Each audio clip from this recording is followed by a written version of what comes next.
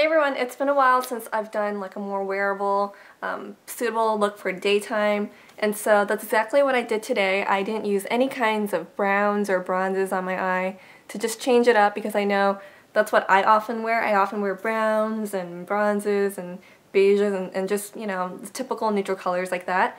But I switched it up today and I really like how it looks, and this look could be suitable for nighttime as well. You could definitely deepen it up if you want to transition into nighttime. And that's it. I hope you guys enjoy.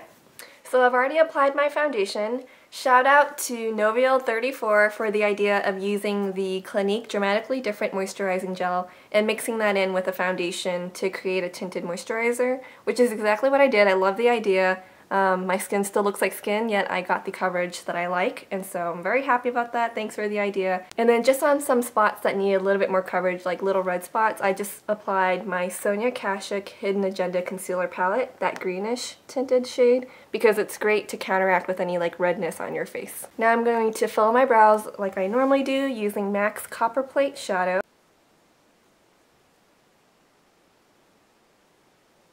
I have that like blank spot right there that drives me crazy, so I try to fill it in more.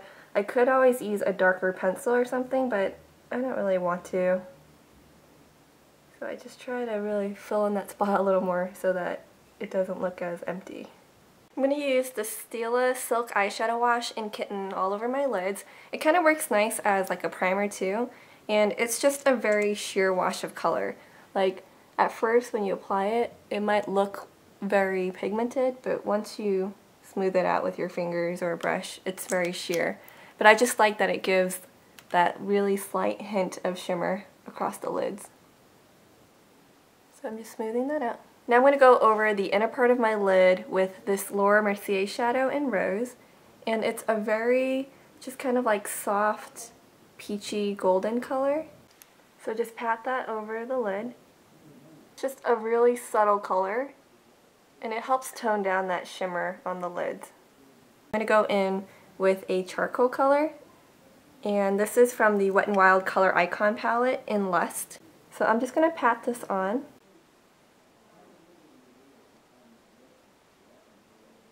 And just kind of create the shape that you want on the outer edge.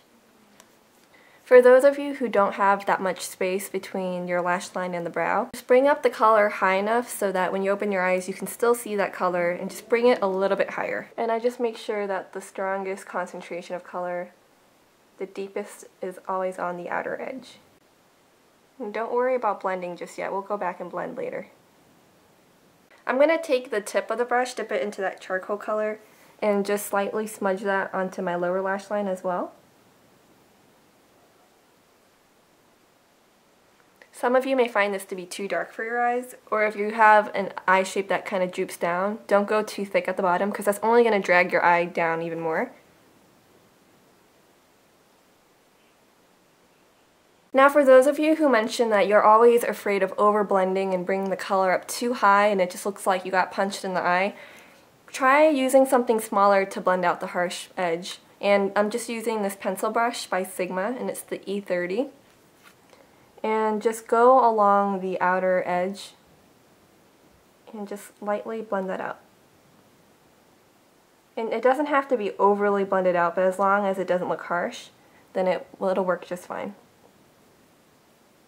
And if you feel like it's not dark enough to your liking, you can always pat on more color and just deepen it up.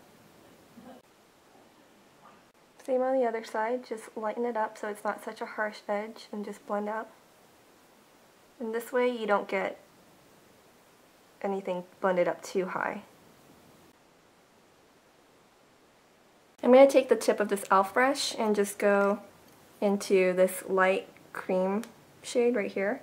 So just apply that to the tip.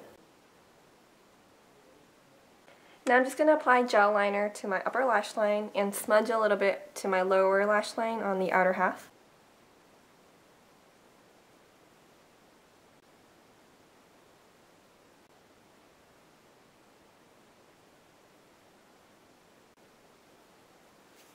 And then curl your lashes and apply mascara as you normally would.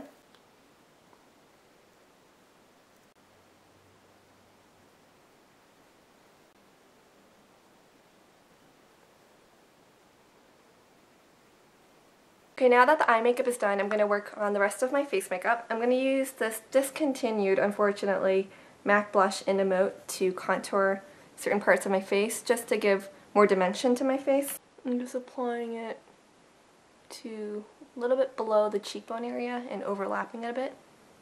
If you don't have this color, you could also use a cool tone bronzer. Try to use something less warm so that it just looks more natural.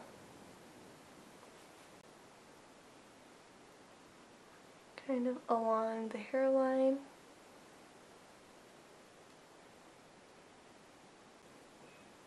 This just helps slim down the nose a little. Makes it up here higher. Then for my blush, I'm just going to use a very natural, kind of like matte rose color. But you could use whatever color of your choice.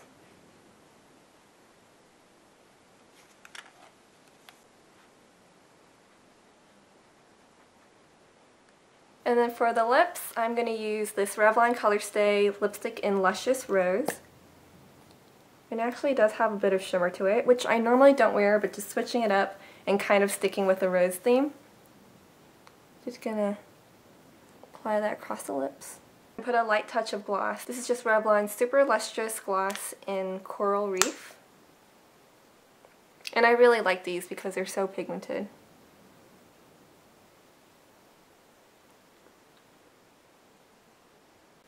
And that is the completed look.